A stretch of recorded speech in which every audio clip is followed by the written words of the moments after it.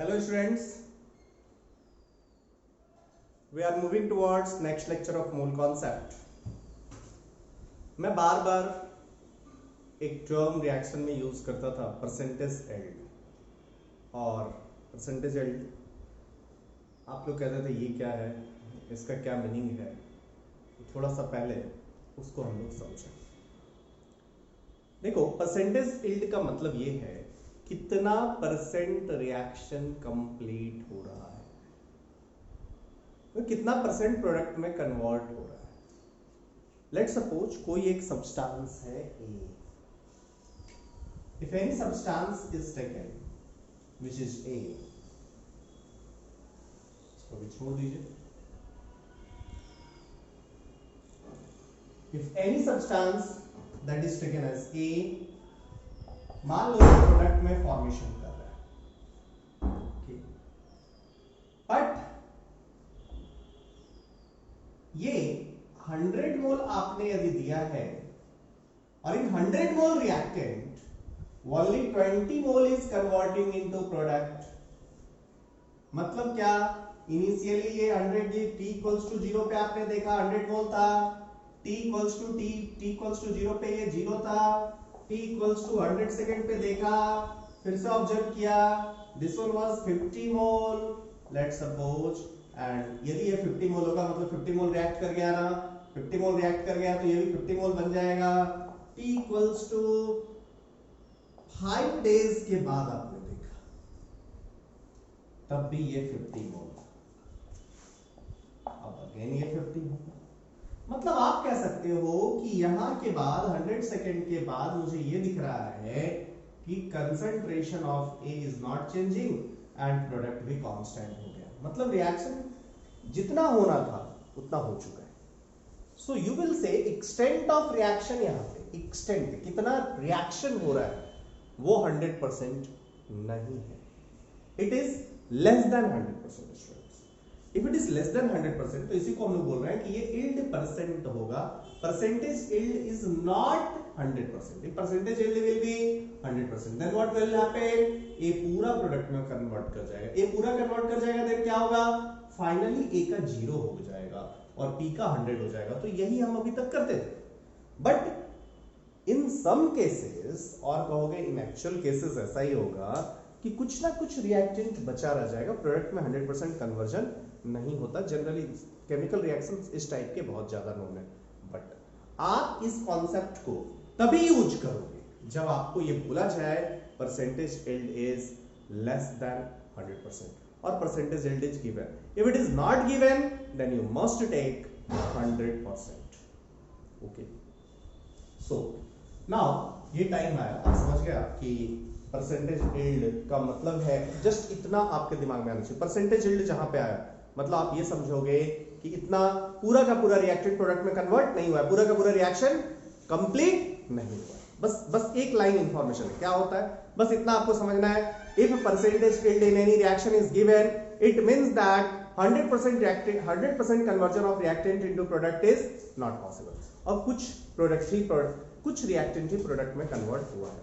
Okay, सो पहली बात ये आपका क्लियर हो गया होगा।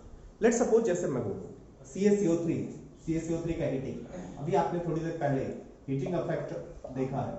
CaCO3 का हीटिंग कराए, CaCO3 का हीटिंग कराए क्या बनेगा, obviously CaO oxide plus CO2 का फॉर्मेशन होगा। लेट्स सपोज आप 100 मोल ले लिए, कह रहा है इसका परसेंटेज इल्ड 60% है। What do you mean by this, कि CaCO3 60% ही इधर कन्वर्ट होगा। यदि CaCO3 इधर 60% ही कन्वर्ट होगा तो 100 मोल पूरा था और उसका 60% ही कन्वर्ट होगा, तो रिएक्टेड मोल कितना हो जाएगा, आप बोलोगे reacted mole is equals to 100 का 60%, that is 100 into 0.6, that is 60 mole. ये 60 मोल CaCO3 रिएक्ट करेगा, और यदि 60 मोल CaCO3 रिएक्ट किया तो कैल्शियम ऑक्साइड बनेगा कितना, ये भी आपका 60 मोल ही बनेगा। CO2 कितना बनेगा, ये भी आपका 60 मोल ही बनेगा। 40 मोल ये रिमेनिंग रह जाएगा। मींस जब आप बहुत टाइम के बाद ये रिएक्शन कंप्लीशन स्टेज पे देखोगे तो ये वाला 40 मोल होगा और ये सब 60 मोल होगा। You can say that extent of reaction यहाँ पे 100% नहीं है। सो परसेंटेज इल्ड कम होने का, लेस देन 100% होने का पहला रीजन आपको समझ में आया होगा. What is that reason? Reason is that extent of reaction is less than 100%. Extent नहीं है, एक्सटेंट ऑफ रिएक्शन कंप्लीट नहीं है, मींस पूरा रिएक्टिंग प्रोडक्ट में कन्वर्ट नहीं हो रहा है. नेक्स्ट सेकेंड रीजन क्या हो सकता है स्टूडेंट्स? और भी कुछ हो सकता है, जैसे मान लो एक केस में, अभी बस समझते जाना, लिखने के बाद हम लोग करते रहेंगे. मान लो ए है, ए पी में कन्वर्ट करता है, इसका यील्ड 100% नहीं है.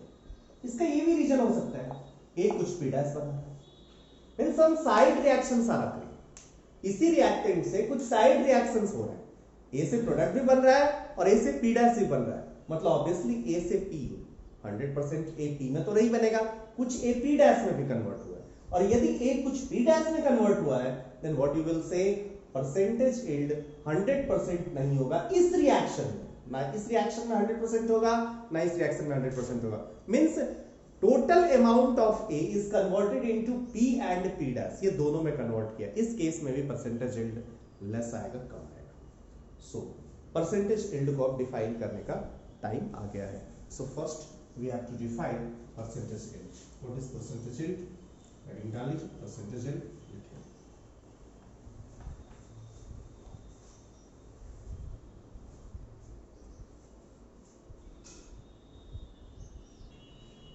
Okay, so expression for the percentage yield, what will be given? See, मैंने आपको भी थोड़ी देर पहले समझाया. Let's suppose CaCO3 है, CaCO3 का आपने 10 मोल लिया है एंड 10 मोल में CaO प्लस CO2 6 मोल ही बन रहा है, यही बन रहा है. What do you mean by this? 10 मोल आपने लिया, 6 मोल इधर कन्वर्ट हो रहा है, इनफाइनाइट टाइम के बाद आपने देखा वो 6 मोल ही रह रहा है. मींस 6 मोल CaCO3 ही रिएक्शन किया है. मींस स्टोइकियोमेट्री पे जाते या थ्योरेटिकल यील्ड पे जाते, थ्योरेटिकली ये 10 मोल CaCO3 10 मोल कैल्शियम ऑक्साइड प्रोड्यूस करना चाहिए था और 10 मोल CO2 प्रोड्यूस करना चाहिए था, बट अभी किया कितना है? 6 मोल. सो आप परसेंटेज यील्ड क्या बोलोगे? पहले आप एक्चुअल यील्ड देख लो. एक्चुअल यील्ड कितना है? 6 मोल बन रहा है, तो 6 हो गया. थ्योरेटिकल कितना होना चाहिए? 10 होना चाहिए. 6 मोल 10 मोल इनटू 100%, ये हो गया. सो 60% 10, मतलब आप ये देख भी रहे हो कि कितना 10 मोल का 60% रिएक्ट किया है. यदि 6 मोल ये प्रोडक्ट का फॉर्मेशन किया है, इसका मतलब बिल्कुल क्लियर है कि 6 मोल ही रिएक्ट किया है. तो रिएक्शन कितना हुआ? रिएक्शन कितना हुआ? 6 मोल. कितने में? 10 मोल का. परसेंटेज कितना हुआ? 6 मोल बाय 10 मोल इनटू 100. या आप क्या कह सकते हैं? Actual yield by theoretical yield into 100, that will be percentage yield. So what is the definition of percentage yield? Actual yield of reaction divided by theoretical yield of reaction. Theoretical yield क्या है? Based on stoichiometric coefficients. Based on stoichiometry जो होगा वो into 100 कर देंगे. आप इसको कह सकते हैं actual yield क्या? Actual number of mole, या ऐसा भी कह सकते हैं actual number of mole formed or reacted divided by theoretical number of mole, यही ना, based on stoichiometry. आप ऊपर भी मोलर मास से मल्टीप्लाई करते हैं और नीचे भी मोलर मास से मल्टीप्लाई करते हैं, तो क्या हो जाएगा? ऊपर में लिख सकते हो actual mass divided by theoretical mass based on stoichiometry, ठीक, into 100, ये हो सकता है. सो परसेंटेज यील्ड डिफाइन करने का वेरियस वेज आपके पास हो सकता है. आप मास में कर सकते हो, मोल में देख सकते हो, दोनों ही केस में आप कर सकते हो. ओके, सो ये आपको समझ आ गया. Now come to notes. Note 1, आप कोई सा भी रिएक्शन हो, क्या परसेंटेज यील्ड 100% से ज्यादा हो सकता है? बोलिए जरा. फॉर एनी रिएक्शन, नोट 1 हम लोग लिखेंगे, क्या परसेंटेज एल्ड 100% से ज्यादा हो सकता है? Means what? Percentage yield for any reaction, percentage yield will be less than और इक्वल टू 100%। तो आप बोलोगे percentage yield is less than और इक्वल टू कब? जब पूरा कन्वर्ट हो जाएगा।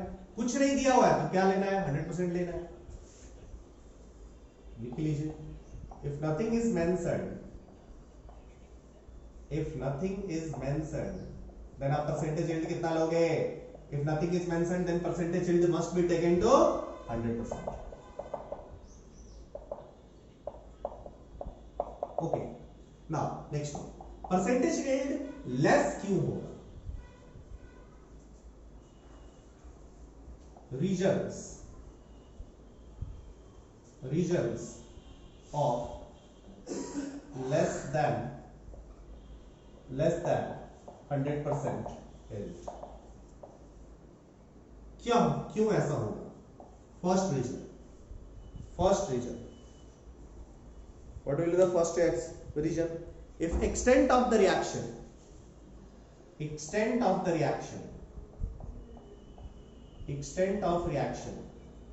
is less than 100%, मैंने भी बोला था एक्सटेंट ऑफ रिएक्शन, पूरा का पूरा रिएक्शन हो ही नहीं रहा। एंड सेकंड क्या? Some other reactions are happening और आर अकर्ड, कुछ अलग रिएक्शन हो रहे हैं।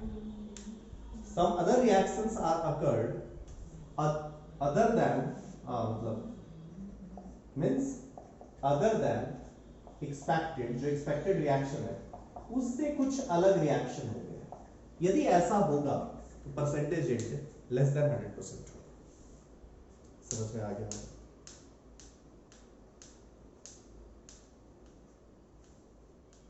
क्लियर है भैया? Now some questions must be solved, so we will start from first question.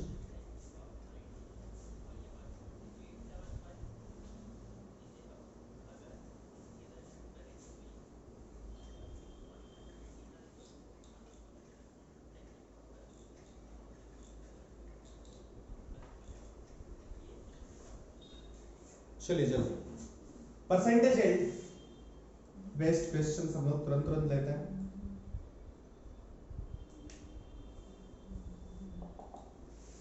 Now we are moving to type 4 questions. Type 4 questions. Questions based on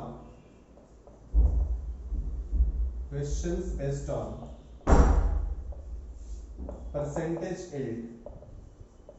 I think 3 types नहीं discuss किया, type 3 हो गया। Percentage yield and percentage purity.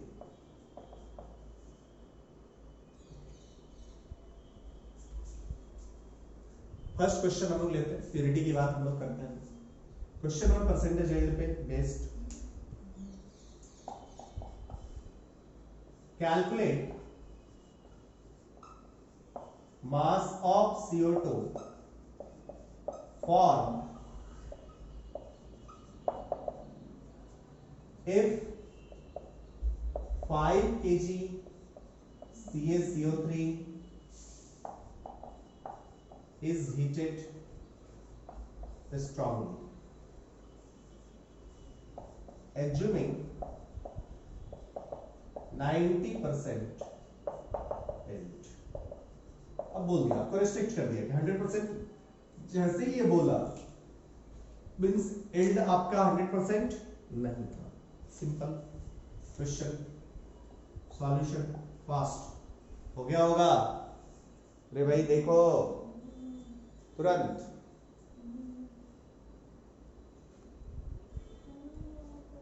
और दीजिए calculate mass of CO2 form if 5 kg CaCO3 is heated strongly। CaCO3 heated up किया, क्या बनेगा? CaO बनेगा एंड CO2 बनेगा। मैंने सब कुछ बोला था कि आप मोल में करें बेटर मुझे लगता है। इस क्वेश्चन को भी मैं मोल ही में सॉल्व करता हूँ। 5 kg, what do you mean by this?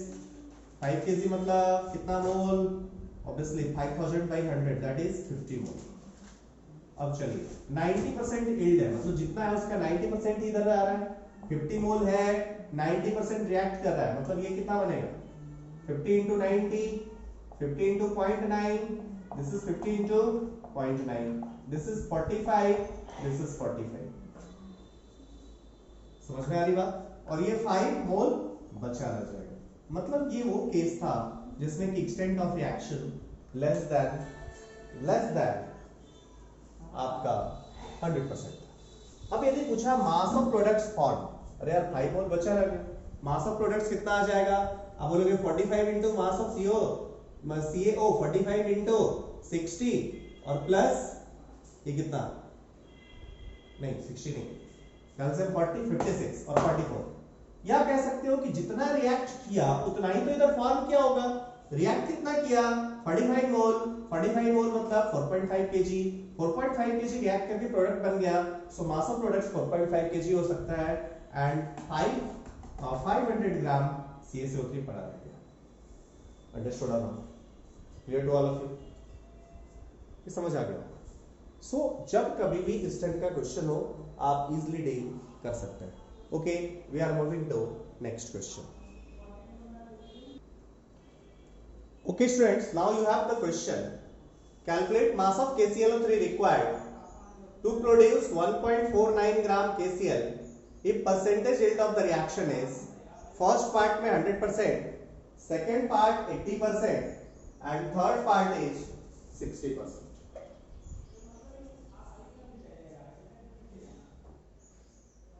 First is 100%, second is 80%, third is 60%। फटाफट अब देखो इसमें रिएक्टेंट का कुछ नहीं दिया हुआ, इसमें प्रोडक्ट दिया हुआ है।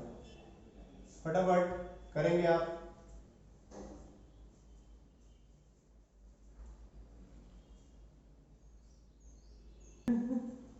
Okay, then calculate mass of KClO3 required, यही था ना, to produce 1.49 gram KCl if percentage yield of the reaction is 100%। फटाफट देखें KClO3, ये रहा हमारा KClO3, इसको हीटिंग कराए, बना हमारा KCl प्लस O2। पहला step 1, reaction must be balanced. क्या ये बैलेंस है? नहीं। 3, ये क्या होना चाहिए? 3 टाइम्स होना चाहिए, ऑक्सीजन का एटम का नंबर 3 होना चाहिए। 2 कर दो, अब ये 6 और 2 होना चाहिए, सो ये आ गया। So twice KClO3 gives out twice KCl plus 3 O2. This is the case. इसमें बन कितना रहा है? KCl is forming as 1.49 gram. Okay. What is the molar mass of KCl? Potassium का 39 and chlorine का 35.5. Then this is 74.5 means 2 मोल लीजिए तो आपको बोला जाएगा 1 मोल का 74.5 ग्राम। So 2 मोल का तो ये कितना बन रहा है? 0.02 मोल बन रहा है, पक्का ना? अरे 149 ग्राम होता तो 2 मोल होता, मतलब ये 1.49 ग्राम है तो 0.02 मोल फॉर्म कर रहा है। इफ दिस फॉर्म इज 0.02 मोल। अब कुछ लोग बोलेंगे कि भैया मतलब इसका 60% ही ज्यादा होना चाहिए। नहीं, परसेंटेज यील्ड 100% है। पहले वाले क्या कर ले, परसेंटेज यील्ड 100% मतलब 0.02 मोल बनाने के लिए KClO3 कितना रिक्वायर्ड है? पहला क्वेश्चन होगा 100%। 100% के लिए ऑब्वियसली ये भी 0.02 मोल रिक्वायर्ड होगा ना। सो मास ऑफ KClO3 कितना हो जाएगा क्वेश्चन 1 के लिए? 0.02 इनटू कितना? KCl पोटेशियम का 39 35.5 प्लस 48। देख लीजिए 122.5 आ रहा है सर। हाँ, सो दिस वन इज कितना? 2.45 ग्राम। पहले वाले का आंसर 2.45 ग्राम आएगा। क्लियर है सबको? It must be clear. Okay, next question चले। नेक्स्ट क्वेश्चन में परसेंटेज यील्ड 80% कर दिया। तो यहां पे आप क्या करेंगे, हमें बनाना इतना ही है बट परसेंटेज यील्ड 80% है। यदि 100% यील्ड होता है 2.45 ग्राम में काम चल जाता, लेकिन यील्ड परसेंटेज ना हो 80%।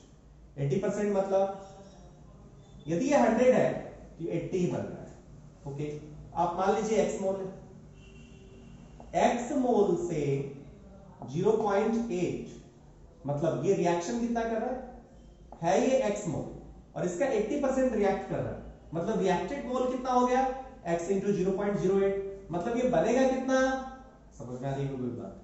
यदि ये पूरा का पूरा रिएक्ट करता तो x मोल से x मोल बनता, तो 0.02 से 0.202 बनता। अब है ये x मोल, रिएक्ट कितना कर रहा है, जो कन्वर्जन ऑफ इनटू प्रोडक्ट्स है that is 80%, that is x into 0.08। x into 0.08 है, इसलिए हम लोग इसको क्या लिख सकते हैं, x इंटू ये जो बनेगा ये x reacted mole equals to x into 0.08। तो फॉर्म में कितना बना, इतना भी यही हो गया, x into 80%, sorry x into 0.8। अब चलिए, सो x इंटू 0.8 यही तो आ गया ना 0.02, जितना रिएक्ट किया उतना ही KCl बनेगा, क्योंकि 2 स्टोइकियोमेट्रिक कोएफिशिएंट है। x is equals to what, 0.02 by 0.8, that is 1 by 40, 1 by 40 मोल। इससे 122.5 से मल्टीप्लाई कर दिए, then you will get mass of KClO3 required। समझ आ गया होगा? थर्ड पार्ट आपके लिए खुद ही कर लेंगे। तो अभी हमने थोड़ा सा उल्टा किया, पहले क्या किया था, इधर से इधर दिया था, अब क्या किया मैंने, प्रोडक्ट दिया और वहां से रिएक्टेंट पे लाया। दो टाइप के क्वेश्चन समझ आ गया आपको? Clear to all of you? Okay students, then you have new question. इसको हम लोग एक्चुअली आगे भी पढ़ेंगे, sequential reactions, person factor level method, ये सब कुछ डिटेल्ड स्टडी करेंगे। इसको हम लोग सीक्वेंशियल रिएक्शन कहते हैं। इसमें परसेंटेज यील्ड 80% है, कह रहा है कि ए रिएक्टेंट है, ए से पहले बी में कन्वर्ट हो रहा है, and B is intermediate, B से सी में कन्वर्ट हो रहा है। बी में कुछ बी या बोलो इंटरमीडिएट ना बोलो, बी यदि इंटरमीडिएट होता तो सारा कन्वर्ट हो जाता। ए से बी रिएक्शन हो रहा है, बट बी एक ऐसा बीच में सब्सटेंस है जो कि कुछ सी में भी कन्वर्ट हो जा रहा है, मतलब पहले एक चीज बन रहा है और ये दूसरे में कन्वर्ट हो जा रहा है। ओके, सो दो टाइप का यहाँ पे दो रिएक्शन हो रहा है, हम लोग बोलते हैं इसको सीक्वेंशियल रिएक्शन। एक हुआ फिर सीक्वेंस में दूसरा रिएक्शन हो गया। ओके, सो यदि आपके 100 मोल, it is given that 100 mole reactant is taken, then number of mole of B and C आपको निकालना है। बहुत आसान है। इट इज 100 मोल, 80% यील्ड है इसका, सो आप क्या बोलोगे, 80% इधर कन्वर्ट हो गया, सो यहां पे कितना बन गया, आप बोलोगे दिस वन इज 80 मोल। ठीक है, फाइनली यह बचा कितना, 20 मोल। अब इसके बाद इधर वाला कितना हो गया, आप बोलोगे ये 60% यील्ड है, मींस 80 मोल का जितना भी बना उसका 60% यहां पहुंच गया, 60% यहां पहुंच गया, मतलब ये कितना बन गया, 48 मोल, 48 मोल हो गया। और ये वाला कितना हो गया, 32 मोल बचा है। समझ में आएगा? सो ए से जितना बना बी बना, बी ऑब्वियसली ए 100 मोल लिए थे, बी में 80% कन्वर्जन था तो ये इतना बन गया, और फिर बी से 60% इधर कन्वर्ट हो गया, दैट इज 48 मोल प्रोडक्ट का फॉर्मेशन कर दिया। देन 32 मोल मींस फाइनल यदि पूछा जाए ए बी सी कितना होगा, तो A will be 20 mole, B will be 32 mole and C will be 48 mole. तो इसमें हम लोग सीक्वेंशियल रिएक्शन जब पढ़ेंगे इसमें और भी कॉम्प्लेक्सिटी क्रिएट करेंगे। इस टाइप के क्वेश्चंस में क्या क्या और कॉम्प्लेक्सिटी क्रिएट किया जा सकता है, that will be separate type. I think it will be type 3 है, फिर टाइप 4 हम लोग मिक्सचर एनालिसिस करेंगे, एंड टाइप 5 में हम सीक्वेंशियल रिएक्शंस पे आएंगे। सो उसके प्रॉब्लम सॉल्विंग के टाइम ये आपको थोड़ा सा यूज होगा, तो परसेंटेज यील्ड में वहां भी हम लोग काम कर सकते हैं। Now we are moving toward purity. Okay, purity based question या प्योरिटी से आप क्या समझ रहे हो, तो मैं एक सैंपल देता हूं। जैसे आप मान लो यहां पे कुछ भी CaCO3 और MgCO3 का सैंपल है। This is the sample of CaCO3, this is the sample of CaCO3। इस CaCO3 के सैंपल को आपने हीटिंग किया, आपने CaCO3 का सैंपल लिया, बट ये प्योर नहीं है, मतलब CaCO3 के साथ कुछ और सब्सटेंसेस है। मींस लेट्स सपोज आपने 6 kg CaCO3 लिया और इसको हीटिंग कराया। If 6 kg CaCO3 is being heated और सारा CaCO3 CO2 में, CO और CO2 में कन्वर्ट करता है, देन तब भी हमें 50 मोल CO2 ही मिल रहा है। Means question is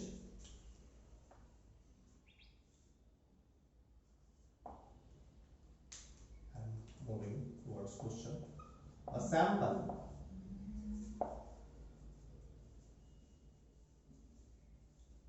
6 kg sample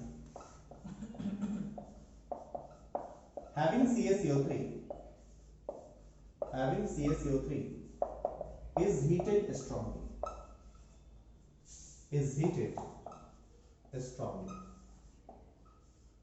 ठीक है। If mass of CO2 formed is 220 gram, means 2.2 kg, then calculate percentage purity या percentage impurity, जो भी पूछना है। चलिए 6 kg सैंपल हैविंग CaCO3, मतलब ये सैंपल में CaCO3 था, बट इस सैंपल में CaCO3 के साथ कुछ और भी था। Let's start. जितना भी CaCO3 था कुछ नहीं दिया, मतलब 100% यील्ड मानना है। कुछ यील्ड देता अगले क्वेश्चन में इन्वॉल्व करेंगे। यदि CaCO3 100% रिएक्ट कर रहा है तो जितना भी CaCO3 था सबका कैल्शियम ऑक्साइड और CO2 में ट्रांसफर हो जाना चाहिए। ठीक, चलते हैं देखते हैं CaCO3 कितना था। इसके लिए दिया क्या हुआ है, CO2 का मास दिया, वो कितना दिया हुआ है 2200 ग्राम। 2200 ग्राम मतलब क्या हुआ, मतलब 44 से डिवाइड करेंगे, that is 50 mole. 50 mole CO2 is form. और आपका बैलेंस्ड केमिकल इक्वेशन आपसे चीख के कह रहा है कि 1 mole CaCO3 is heated up, then 1 mole of CO2 will be formed. Means 50 mole of CO2 is formed. It means that number of mole of CaCO3 taken was 50 mole. Number of mole of CaCO3 taken was 50 mole. Then कितना ये मास होगा CaCO3 का उस sample में, जितना CaCO3 था सबका सब CO2 में कन्वर्ट कर गया और CO में कन्वर्ट कर गया। तो जो 50 मोल CaCO3 था वही तो इतना CO2 प्रोड्यूस करता। इट मींस दैट उस मिक्सचर में 50 मोल CaCO3 प्रेजेंट था। उस मिक्सचर में 50 मोल CaCO3 प्रेजेंट था, इसका मतलब mass of CaCO3 in the sample कितना था, mass of CaCO3 in the sample is कितना, ये 50 100 into 50 that is 5 kg. So percentage purity की बात करें, उस 6 kg के सैंपल में 5 kg CaCO3 था and rest was different thing. Rest was different thing means percentage purity बोला गया। तो आप क्या बोलोगे, परसेंटेज प्यूरिटी कितना प्योर चीज था, 5 kg था, टोटल कितना था 6 kg into 100, that is this one is 5 250 by 3%.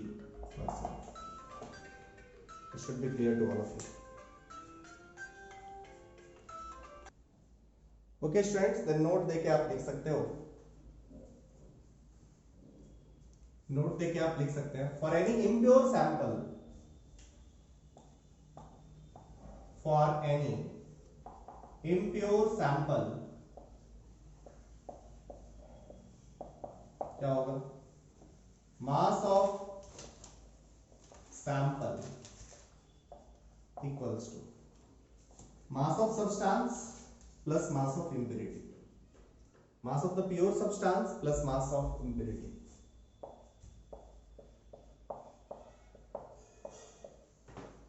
mass of pure substance plus mass of impurity.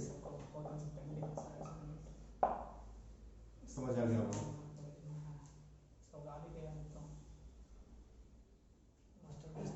Okay, now question करते हैं इसमें और देखिएगा इन एवर क्वेश्चन, अभी जो क्वेश्चन किया था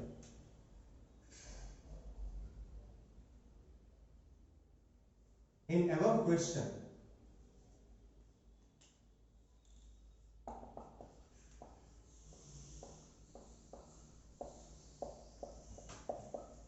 if percentage yield is 80%, then calculate percentage purity. 80 नहीं 90 कर दो। क्यों किया है बाद में समझ आएगा आपको, थोड़ा एक डर।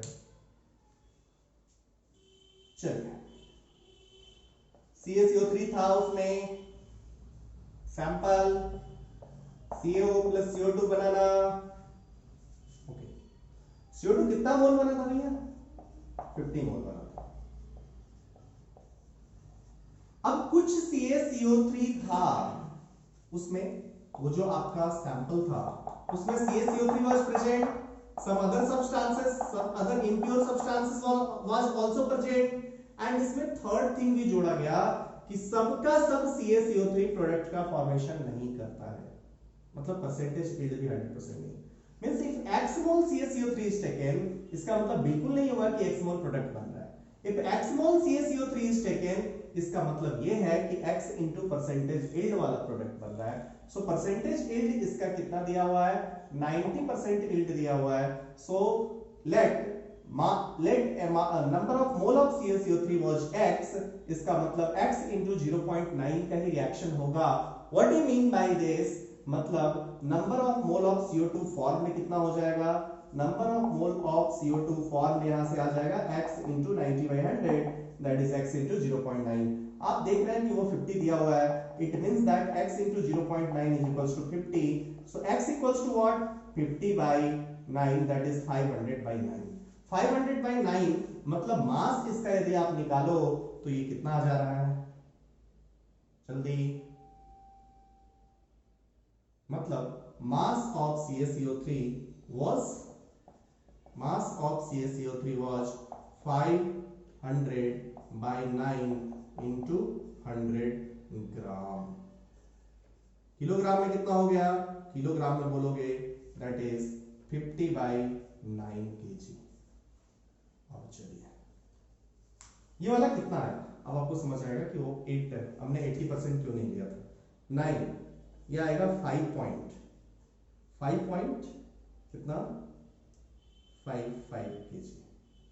अब यदि मैं 80% ले लेता तो यहां कुछ आता 50/8, that was 6 kg to beyond हो जाता।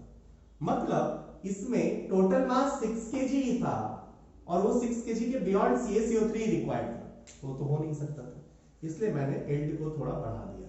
अब आपका सेफ जोन में है ये ऑब्वियसली मास ऑफ CaCO3। यदि इसमें इंप्योरिटी है, इंप्योरिटी मिला के 6 kg है, तो CaCO3 तो 6 kg से कम ही होना चाहिए ना, वो कम ही आ रहा है, मतलब क्वेश्चन सही। अंडरस्टूड और नॉट? अब परसेंटेज प्योरिटी तो आप आराम से निकाल लेंगे। परसेंटेज प्योरिटी ऑफ CaCO3 कितना हो जाएगा? Mass of CaCO3 that is 5.55 kg divide by total mass that is 6 kg into 100, that means percentage purity equals, percentage purity यहां से जो आ जाएगा that is 50/9 divided by 6 into 100। Clear है? So we will move to next questions. Now students, one more note which you should write. What is residue? Residue.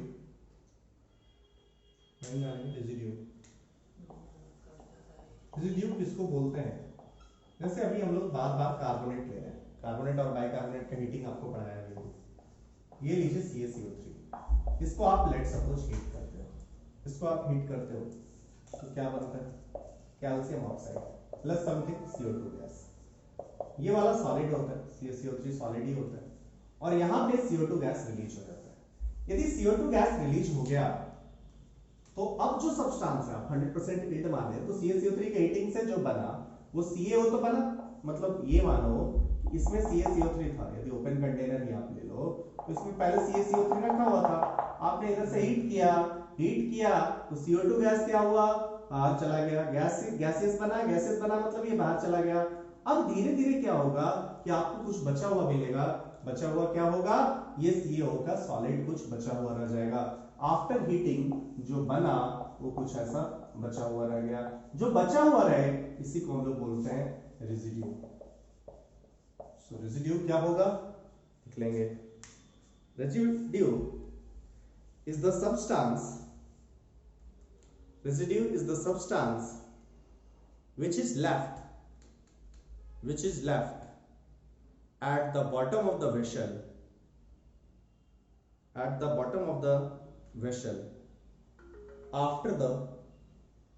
after the reaction, which is left at the bottom of the vessel after the reaction.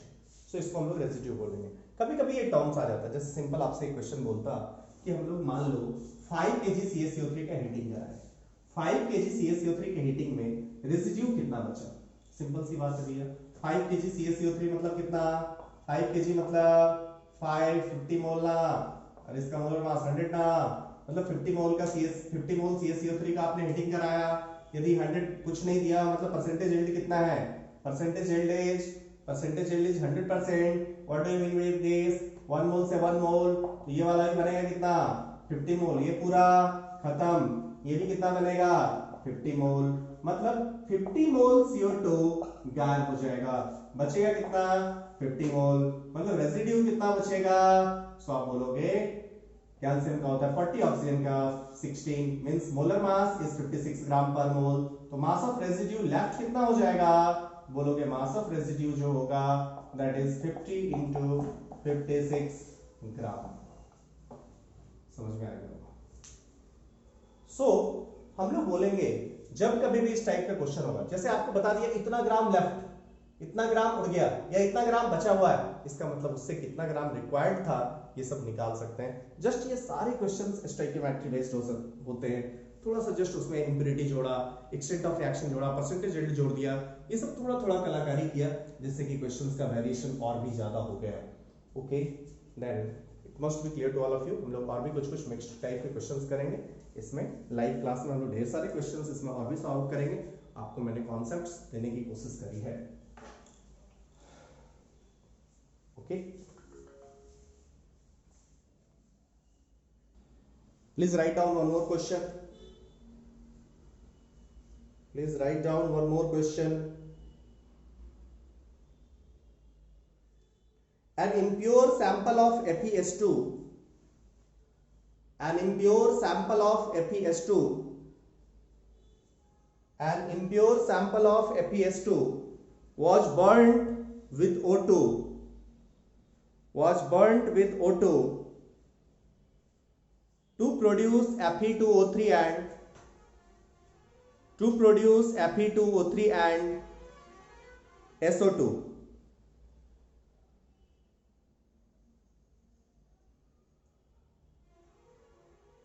If percentage loss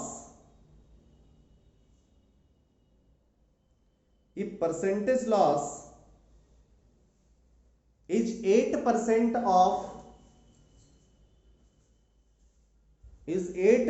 of original sample, find percentage weight of FeS2, find percentage weight of FeS2 in the mixture, find percentage weight of FeS2 in the mixture। बहुत easy question है, हमें just पहले क्या करना होगा, reaction को balance करना होगा, फिर स्टेप्स को फॉलो करेंगे। रिएक्शन यदि बैलेंस्ड है, स्टेप्स को आपने ठीक से फॉलो किया है, देन कोई इशू नहीं आएगा भैया, आपका आराम से ये सॉल्व होता हुआ चला जाएगा। ओके चलिए।